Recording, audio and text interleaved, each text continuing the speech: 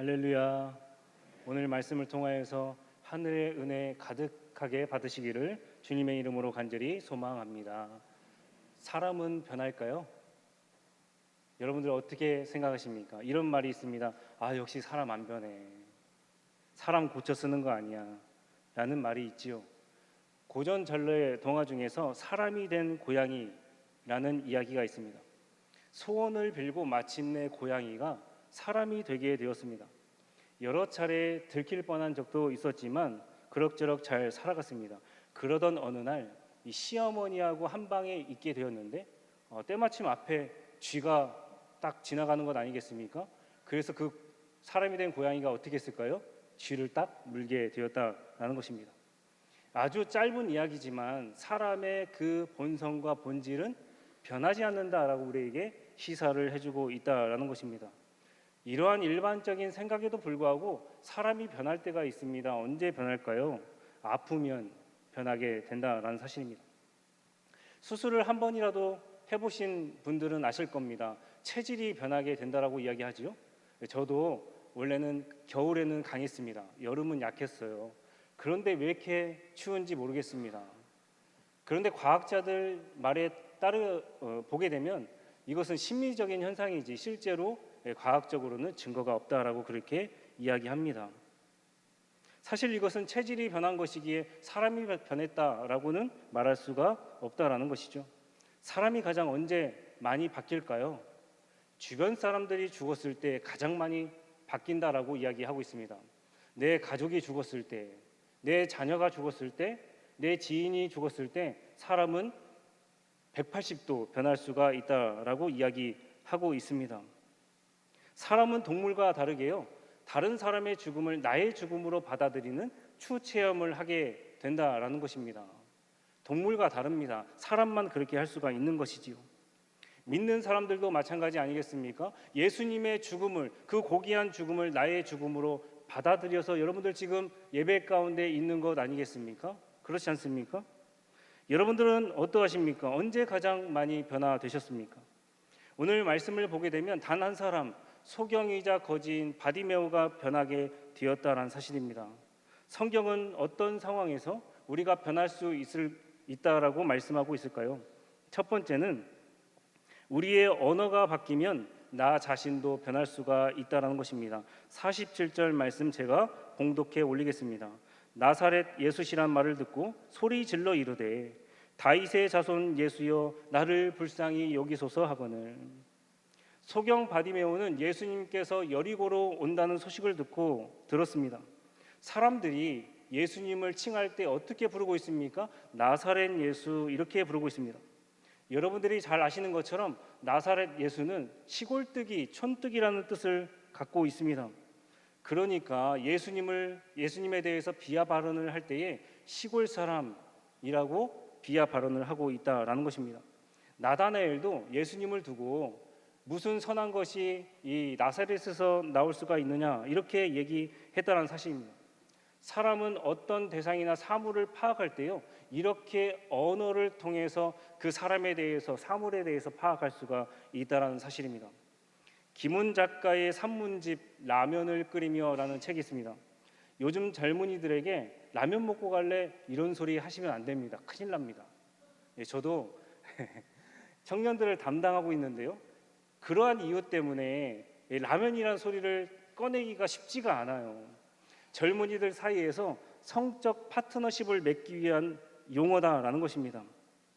이 책에서 김훈 작가는 이렇게 이야기합니다. 한국 남자들에게 사물화된 여성의 아름다움을 예찬하는 말이 있더라라는 겁니다. 소위 잘 빠졌다라는 단어가 있다라는 것이죠. 몸매는 S라인, 얼굴은 V라인, 아주 그냥 뭐죠? 죽여줍니다. 얼굴만 잘생겼으면 트로트 대회에 나갔습니다. 빠지다는 뽑다의 자동사형이다라는 것이죠. 그러니까 우리가 어떤 때 이 동사를 사용할 수 있습니까? 가래떡을 뽑다, 차를 뽑다, 인형을 뽑다라고 할 때 사용할 수가 있다는 것입니다. 그 쓰임새가 상품의 마지막 단계, 공업적인, 그리고 상품에 대해서 설명을 할 때 붙일 수 있는 단어다라는 것이죠. 이렇게 우리가 평소에 쓰는 언어의 사용이 중요하다라는 사실입니다. 어떤 철학자는 이렇게 얘기했습니다. 언어는 존재의 집이다. 자신이 사용하는 언어가 그 사람을 규정할 수가 있다라는 사실입니다. 방금 말씀드린 것처럼 남자가 여자에게 사용하는 언어만 그렇겠습니까? 지금 무리들이 예수님을 무엇이라 파악하고 있습니까? 시골 촌뜨기 나사렛 예수 이렇게 파악하고 있습니다. 촌뜨기가 무슨 능력이 있겠습니까? 자, 그렇다면 예수님을 나의 구원자로, 치료자로 모실 수가 있겠습니까? 그런데 소경 바디메오 어떻게 예수님을 두고 말하고 있습니까? 다윗의 자손 예수여 나를 불쌍히 여기소서 그렇게 말했다라는 사실입니다. 다윗의 자손이라는 것은 구약 시대부터 예언된 메시아다라는 의미를 담고 있다라는 것입니다. 바디메오는 이렇게 예수님에 대해서 정확히 알고 그에 대해서 언어를 붙이게 되었다라는 것입니다. 이러한 기도가 하나님께 상달되면 응답을 받는 것입니다. 여러분들은 어떻게 기도하고 계십니까? 게다가 바디메오 거지였습니다. 그 당시에 장애인이 생계 유지를 하기 위해서는 구걸하는 수밖에 없었습니다. 바디메오가 구걸했던 시간적 상황을 보자면 유대인의 절기인 유월절이 가까이 왔을 때입니다. 그러면 여리고에서 출발해서 유대인들은 예루살렘으로 들어갔어야 됐다는 것입니다. 그러니까 대목인 것이죠. 사람들이 오고 가는 길에 앉아서 그는 구걸하게 되었다라는 것입니다. 그런데 그의 언어가 바뀌게 됩니다. 어떻게 바뀌게 됩니까? 구걸하는 언어에서 하나님께 기도하는 언어로 바뀌게 되었습니다. 사람을 의지하는 언어에서 하나님을 의지하는 언어로 바뀌게 되었습니다. 돈밖에 모르는 욕망이 가득한 내 마음 안에서 하나님을 향한 갈망의 언어로 바뀌게 되었다라는 사실입니다. 많은 무리가 예수님에 대해서 비하 발언을 하고 있을 때 그는 예수님께서 누구신지 정확히 알고 있었다라는 사실입니다. 사물의 더러움으로 예수님을 사람을 지칭하지 않았습니다. 한번 생각해 볼까요?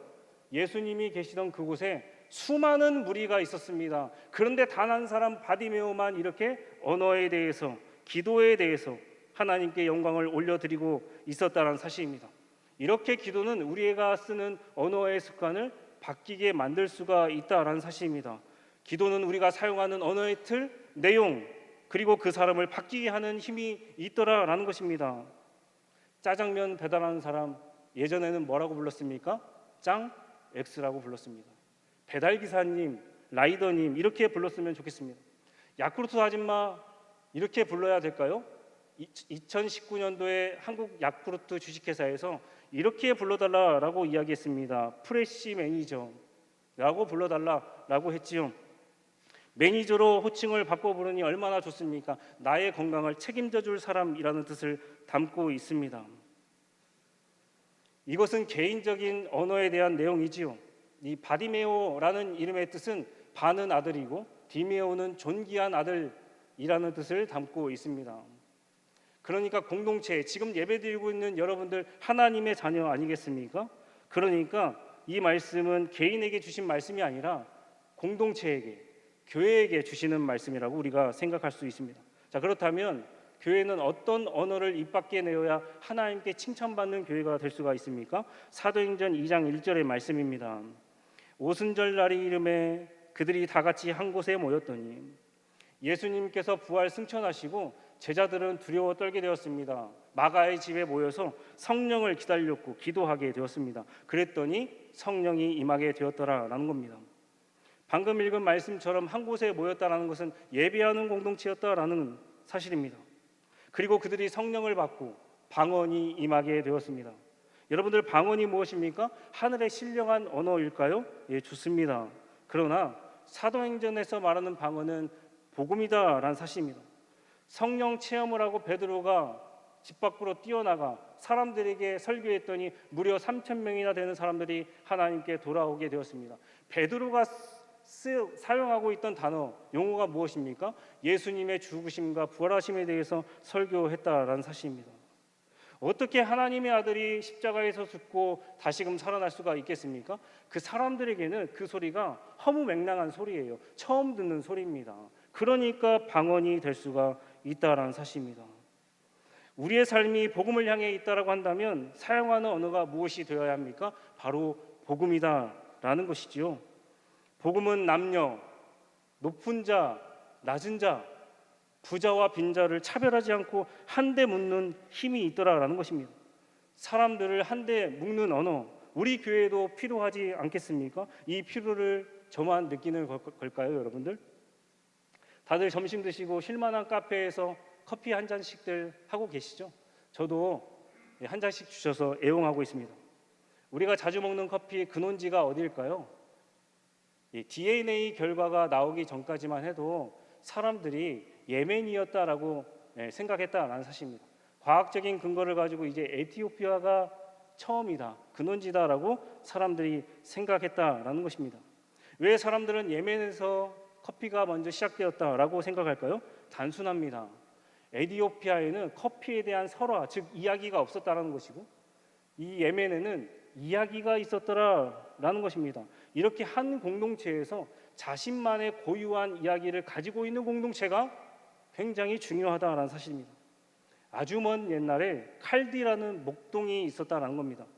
어느 날 이 늙은 염소가 힘이 다 빠졌는데도 불구하고 이 젊은 염소들을 지도하고 있더라라는 겁니다.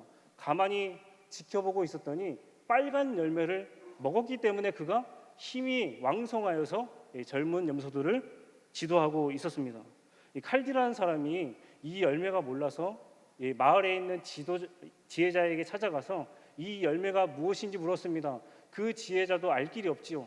거기 두고 가 라고 했다는 건 아니겠습니까? 며칠이 지나서야 이 칼디가 다시금 지혜자에게 찾아갔습니다. 그랬더니 그 사람의 바지가랑이를 붙잡고 이 열매를 더 주십시오라고 했다는 건 아니겠습니까? 알고 봤더니 이 사람 수도승이었습니다. 밤새도록 이 열매를 먹고 기도했다는 것 아니겠습니까? 이 열매 때문에 그렇습니다. 이야기의 힘이라는 것이 이렇습니다. 이 이야기 때문에 커피의 출발점이 에티오피아가 아님에도 불구하고 사람들에게 예멘이다라고 믿게 했던 결과를 초래하게 되었습니다. 교회를 기업에 비길 수는 없습니다. 그런데 이야기가 있는 기업과 교회가 부흥할 수가 있다는 사실입니다. 내러티브가 있는 교회가 살아남을 수가 있습니다. 이 땅에 얼마나 많은 교회가 있습니까, 여러분들? 이 공덕동만 해도 보십시오. 수많은 교회들이 있습니다. 옆에 교회는 이걸 잘해요, 저걸 잘해요. 우리 교회는 전혀 도움이 되지 않습니다. 신앙은요, 여러분들, 상대적인 것이 아니에요. 하나님과 나의 일자 관계에서 얻는 그것이 고유한 특성이 있어야 된다는 사실입니다. 여러분들은 이렇게 신앙생활을 하고 계십니까? 남들이 따라할 수 없는 것이 있어야 하는 것입니다. 내 것 없이 남들의 것만 쳐다보고 상대적인 것만 이야기하면 안 된다라는 거예요, 여러분들. 교회는 세상 기업인 롯데리아처럼 체인점이 아닙니다. 일괄적으로 햄버거를 찍어내는 그런 가게가 아니다라는 사실입니다. 다 똑같은 일을 하라고 저와 여러분들 하나님께서 부르셨겠습니까? 다른 일을 하라고 사명을 주시고 교회를 세워주시고 100년 전에 이 땅 가운데 공덕교회 세워주셨다라는 사실입니다. 각 부서 여신도에 자신들의 이야기가 아닙니다. 우리 교회를 한데 묶을 수 있는 언어와 이야기가 필요하다라는 것입니다. 이러한 이야기가 통용되려면 한 가지 목표를 향해서 여러분들 달려나가는 거예요. 연초에 계속되는 텅 빈 제스처가 아닙니다. 밥 먹었어? 물어봤더니 저 안 먹었어요. 밥 좀 사주세요. 이러한 무늬만 있는 의미 없는 구호가 돼서는 안 된다라는 것입니다. 여러분들 사랑의 교회 하면 무엇이 떠오르십니까? 제자훈련이 떠오르지요. 온누리 교회 하면 무엇이 떠오르십니까? 찬양이 떠오릅니다. 심지어 찬양을 얼마나 좋아했던지 대학 강의에 수업에 과를 경배와 찬양과 그렇게 만들었습니다. 공덕교회 하면 떠오르는 것이 있어야 됩니다. 무엇이 떠오르십니까? 무엇이 떠오르세요, 여러분들? 지금부터 하시면 됩니다. 사랑하는 성도 여러분, 여러분들만의 이야기를 만드시기를 바랍니다. 하나님께서도 창세기를 비롯하여 요한계시록까지 단 하나 복음에 대한 이야기를 우리에게 주셨다는 것입니다. 이야기가 있는 곳에 하나님의 역사가 있습니다. 이야기가 있는 곳에 새로움이 창조될 수가 있습니다. 우리만의 이야기가 있는 공덕교회 만들어주시기를 주님의 이름으로 간절히 소망합니다. 두 번째입니다. 물질을 의지하지 않는다면 변화될 수가 있다는 것입니다. 마가복음 10장 50절의 말씀입니다. 맹인이 겉옷을 내버리고 뛰어 일어나 예수께 나아오거늘 성경은 참으로 맥락이 중요합니다. 갑작스럽고 의미 없는 이야기가 기록되어 있지 않다라는 것이죠. 오늘 말씀에 등장하는 바디메오, 다시 한번 말씀드립니다만 소경이었고 거지였습니다. 여러분들, 거지에 받는 말이 무엇입니까? 부자입니다. 마가복음 10장을 보게 되면 부자에 대한 이야기가 기록되어 있으니 성경은 친절하게 우리에게 말하고 있는 것이죠. 부자와 이 거지 바디메오를 비교하면서 읽어주세요라고 이야기하고 있다는 것입니다. 부자 청년 예수님께 질문합니다. 선한 선생님이여, 어떻게 하면 영생을 얻을 수 있습니까? 우리 예수님 십계명에 대해서 이야기하십니다. 이 부자 청년이 대답합니다. 예, 어려서부터 그것은 다 지켜왔습니다. 자, 그래서 주님 뭐라고 말씀하십니까? 한 가지가 부족하다. 내게 있는 것을 다 팔아서 가난한 자들에게 주고 너는 나를 따라라, 그렇게 말씀했습니다. 부자 청년 어떻게 되었습니까? 성경은 말합니다. 재물이 많은 거로 슬퍼하며 갔다라고 되어 있습니다.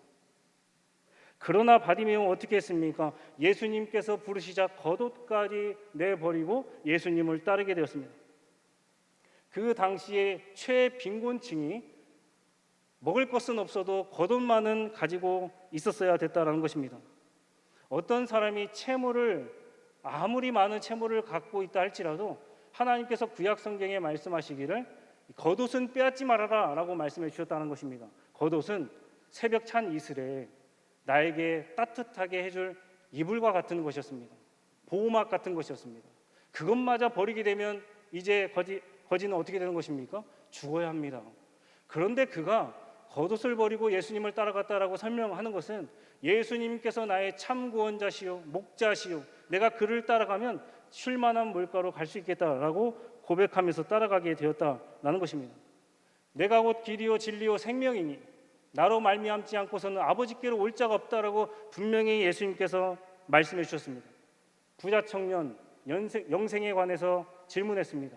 그런데 그가 어떤 길로 가게 되었습니까? 돈의 길로 갔기 때문에 영생을 얻지 못했다라는 겁니다. 믿는 사람들이, 수많은 사람들이 예수님께 질문은 제대로 합니다. 그런데 나중에 어떻게 됩니까? 곁길로 빠져버리더라 라고 성경은 이야기합니다. 여러분들, 길이 무엇입니까? 사람의 인생을 길로 표현하지 않습니까? 한 길을 선택하면 나머지 길은 선택할 수가 없어요. 마치 나비효과처럼 과거에 했던 내 선택이 지금까지 나에게 영향을 주게 되더라 라는 사실입니다. 길은 방법을 이야기합니다. 한 사람은 예수님의 방법대로 살기를 원했습니다. 한 사람은 돈에 주는 안락함과 그 방법으로 살기를 원했다라는 것이죠. 한 명은 부자입니다. 한 명은 거지입니다. 그런데 누가 하나님 나라에서 진정한 거지이고 부자일까요, 여러분들? 성경은 이 두 사람을 확 바꾸어서 너희들이 보는 그 관점이 아니다라고 말하고 있다라는 사실입니다. 한 사람은 영생을 얻었고 한 사람은 영생을 얻지 못했습니다. 생명을 잃음과 얻음입니다. 이것이 돈이 가진 맹점이에요, 여러분들. 왜 하나님께서 여러분들에게 늘상 말씀하시기를 만몬 주의해라, 돈을 주의해라 그렇게 말씀하시겠습니까? 시장에 가면 이라는 놀이가 있습니다. 한번 해볼까요? 시장에 가면 무엇이 있죠? 채소도 있고 고기도 있고 야채도 있습니다. 다들 아시죠? 최소한 일주일에 한 번 장을 봐야 우리 가족이 든든하게 먹을 수가 있습니다. 그런데 여러분들, 어제 먹었던 고기 반찬, 누가 돼지를 키웠고 또 소를 키웠는지 여러분들 알고 계십니까? 어제 내가 먹었던 채소, 누가, 어떤 농부가 그것을 잘 길러서 우리 식탁 가운데 놓이게 되었는지 여러분들 기억하고 계십니까? 돈은 사람을 잊게 만드는 맹점이 있어요. 돈만 내면 되었지라고 혹시 생각하고 계시는 분 계십니까? 사람을 다른 말로 하면 여러분들 생명인데, 돈은 생명, 사람을 잊게 만든다라는 것입니다. 누가복음 12장 21절 말씀입니다. 하나님은 이르시되 어리석은 자여, 오늘 밤에 내 영혼을 도로 찾으리니 그러면 내 준비한 것이 누구의 것이 되겠느냐 하셨으니. 어리석은 부자에게 주신 말씀입니다. 부자의 관심 어디에 있습니까? 오로지 돈에만 있는 거예요. 자신의 생명이, 하나님의 시간이 째깍째깍 지금 가고 있는데도 불구하고 그 사람은 돈에만 관심이 있습니다. 자신의 생명엔 관심이 없더라라는 사실입니다. 하나님께서는 모든 사람을 구원하시기를 기뻐하십니다. 하나님의 관심은 돈에 있습니다. 성경의 관심도 돈에 있다, 생명에 있다라는 사실입니다. 자기 생명이 끝나가고 있는 줄도 모르는 그 사람, 진정으로 어리석은 부자입니다. 자, 그렇다면 우리는 어떻게 살아가야 됩니까? 엘리야 시대 하나님께서 3년 6개월 동안 가뭄이 있게 하여 주셨다는 것입니다. 하나님께서 엘리야를 이 까마귀를 통해서 먹이시는데요, 2번 먹이게 되었다는 것입니다. 아니, 왜 한꺼번에 그냥 주시지 왜 2번 주셨을까? 여러분들 생각해 보셨습니까? 그러니까 하나님께서는 때에 따라 먹이시는 하나님, 일용할 양식을 채우시는 하나님, 우리가 생각할 수 있습니다. 엘리야가 이세벨의 미움을 받고 광야로 도망치게 되었습니다. 로뎀나무 아래에서 그가 죽기를 간청하고 자고 있는데 천사를 2번 보내어서 주님께서 먹여주셨다라는 사실입니다. 아니, 한 번에 주시지 저녁 것까지 주시면 되지 않습니까? 이스라엘 백성들 광야에서 어떻게 되었습니까? 일용할 양식으로 만나와 메추라기를 먹게 되었다라는 사실입니다. 그러니까 하나님의 관심은 어디에 있는 거예요? 일용할 양식에 있는 거예요.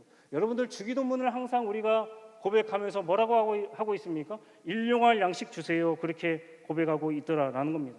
그런데요, 하나님께서 가끔 넘치게끔 주실 때가 있더라라는 겁니다. 이스라엘 백성들이 출애굽할 때 애굽 사람들에게 은금 패물을 얻게 하여 주셨습니다. 광야에서 의복은 필요하고 신발은 필요합니다. 물도 필요합니다. 그런데 은금 패물이 다 무슨 이야기일까요? 사막에서 은금을 가지고 있으면 나 자신이 힘들더라라는 겁니다. 이 말씀이 여러분들에게 귀에 잘 안 들리는 이유가 있습니다. 여러분들 금융자본주의 시대에 살고 있습니다. 실제로 돈을 쓰는 사람이 어디 있습니까? 은금을 가지고 있는 사람이 어디 있어요? 카드 쓰지 않습니까? 돈이 잘 보이지 않아요. 은금이 보이질 않습니다. 그래서 우리가 우리의 상황에 잘 다가오지 않는 것입니다. 사막을 걸어가는 이스라엘 백성들에게 은금을 허락하신 이유가 있습니다. 그러니까 하나님께서 풍부한 재물을 어떤 사람에게 허락하실 때는 반드시 목적을 주신다는 겁니다. 목적이 있어야 된다는 거예요. 여기서 우리의 목적과 하나님의 목적이 나뉘게 됩니다. 이스라엘 백성들 그 풍부한 은금을 가지고 무엇을 만들었습니까? 우상을 섬기게 되었다라는 것입니다. 그것이 그들의 목적입니다. 이스라엘 백성들이 출애굽한 지 3달 만에 이 시내 광야에 도착하게 되었습니다. 모세가 하나님의 말씀을 받으러 시내산에 올라가게 되었어요. 40일이 지나자 모세가 내려오지 않자 이스라엘 백성들 불만이 커졌습니다. 모세가 죽은 것 아니냐? 형 아론이 우리를 인도하여 낸 신을 만들어 달라라고 이야기합니다. 그래서 출애굽기 31장에 어떻게 합니까? 금송아지를 만들고 이것이 너희를 위하여 인도하여 낸 신이다 라고 그렇게 이야기했다라는 사실입니다. 그들은 예수님의 길로 간 것이 아니라 풍의 길로 갔고 우상 숭배의 길로 빠지게 되었습니다. 이게 사람이에요, 여러분들. 예수님의 길로 간 것이 아니라 물질이 주는 힘의 능력으로 빠지게 되었더라라는 것입니다. 이스라엘 백성들이 우상을 만들고 난 다음에 하나님께서 굉장히 노하셨어요.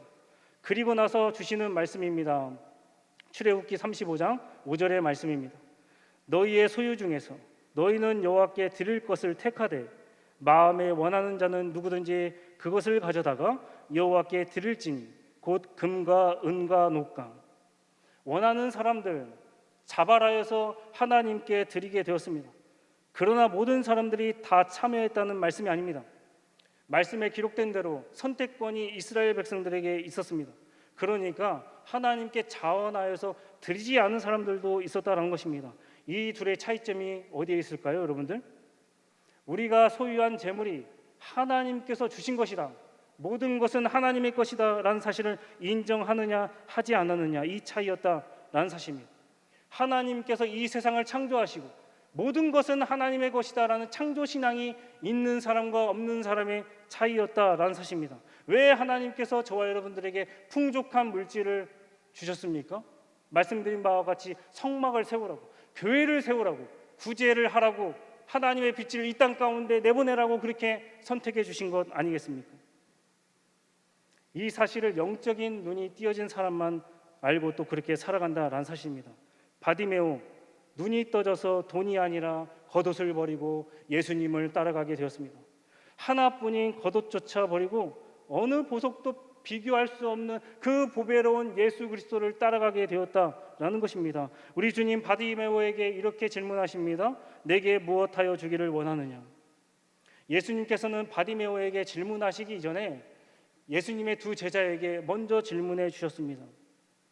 예수님의 제자 야고보와 요한에게 물으셨습니다. 그들이 대답합니다.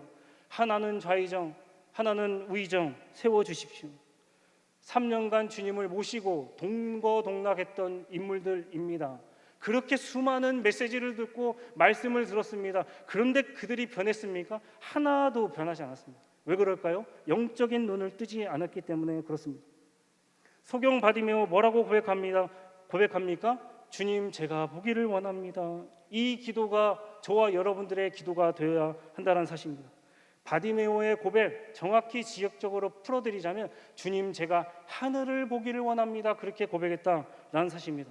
여러분들 하늘을 보고 살아가십니까? 눈먼 자들의 도시라는 책이 있습니다.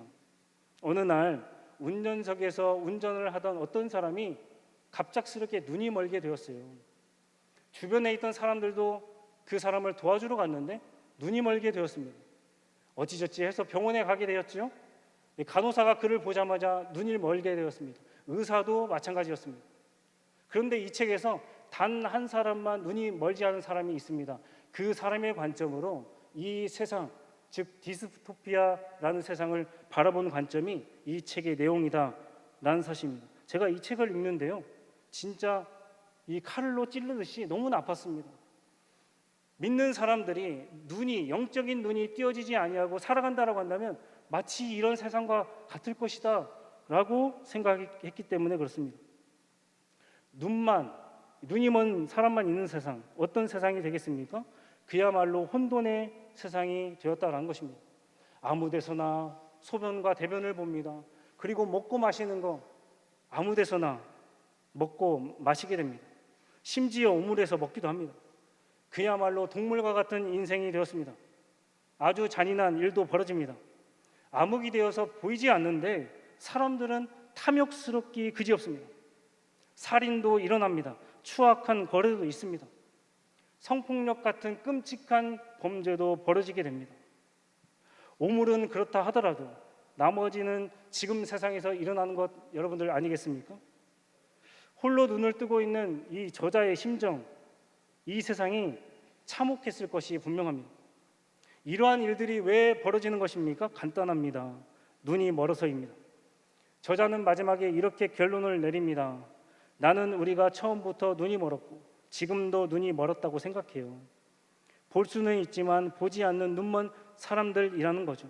혹시 여러분들도 그러하십니까? 눈은 있지만 눈이 멀었습니까, 여러분들? 하늘을 바라보십시오. 하늘을 바라보면 영안이 열리게 됩니다. 갖가지 좋은 은사와 수많은 하나님의 약속과 은혜가 여러분들에게 임한다라는 것입니다. 은사, 복, 은혜 다른 의미 같지만 하늘로부터 선물로 주어진다는 의미에서 다 똑같다라는 것입니다. 예수님을 따라다닌 사람들 무리입니다. 수많은 사람 가운데 단 한 사람 바디메오만 영적인 눈이 띄어지게 되었다라는 것입니다. 우리가 눈은 가졌으면서 진정으로 영적인 눈을 갖지 못한다라고 한다면 참된 안구를 갖고 있다라고 말할 수가 있겠습니까? 노아는 무법천지인 그 시대에 하늘을 바라보았더니 하나님의 눈에서 은혜를 발견하게 되었습니다. 여러분들, 그 심판의 때에 노아 가족들만 은혜를 입게 되었습니다. 아브라함은 어땠을까요? 하나님께서 아브라함에게 이렇게 말씀하십니다. 밖으로 나가서 하늘을 바라보아라. 수많은 별들이 비치게 되었습니다. 그때는요, 아브라함에게 주신 약속이 이미 있었는데 이삭을 낳지 못한 때였습니다. 얼마나 불안했겠습니까? 하늘을 바라봤더니 수많은 별들을 보게 되었습니다. 하나님의 약속이 보이게 되었더라라는 사실입니다. 우리는 이 땅 가운데 태어났지만 하늘로부터 보내심을 받은 자들입니다. 본향이 어디 있습니까? 저 천국에 있더라라는 겁니다. 신약의 사람들 하늘을 바라보았습니다. 스데반 집사님 수많은 돌로 막고 있는데도 불구하고 하늘을 바라봤더니 어떻게 되었습니까? 저 천국이 보이더라 라는 게 성경에 아니겠습니까? 땅을 보면 소망이 없습니다. 하늘을 바라보면 소망이 보인다라는 사실입니다. 하늘을 바라보는 사람, 이 땅 가운데 아무리 많은 고난이 있다 손 할지라도 어떻게 됩니까? 하늘을 향해 소망을 가질 수가 있더라라는 겁니다. 주님께서 여러분들에게 마지막으로 물으십니다. 내게 무엇하여 주기를 원하느냐? 눈을 뜨십시오. 하늘을 바라보세요. 어떤 어려움이 있다 손 하더라도 절대로 땅은 바라보지 마십시오. 우리의 시선이 항상 하늘로 향해 있어야 하나님께서 일하십니다. 하늘을 향하여 눈을 뜨게 되면 하나님의 약속과 은혜가 여러분들에게 충만히 임하게 된다는 사실입니다.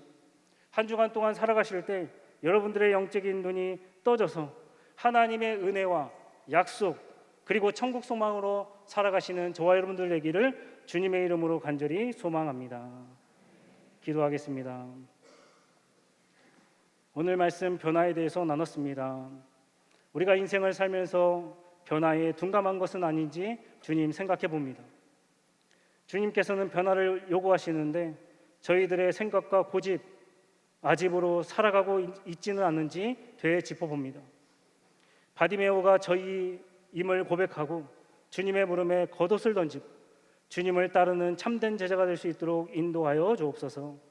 주님, 저희의 영적 눈이 떠지기를 소망합니다. 이번 한 주 정말 내가 보아야 할 것은 무엇인지 깨닫게 하여 주시고 제대로 된 언어와 물질의 청직이 되어서 선택의 순간에 돈이 기준되지 않게 하시고 돈이 목적이 되지 않는 삶을 살도록 인도하여 주옵소서. 감사드리며 예수님의 이름으로 간절히 기도합니다. 아멘.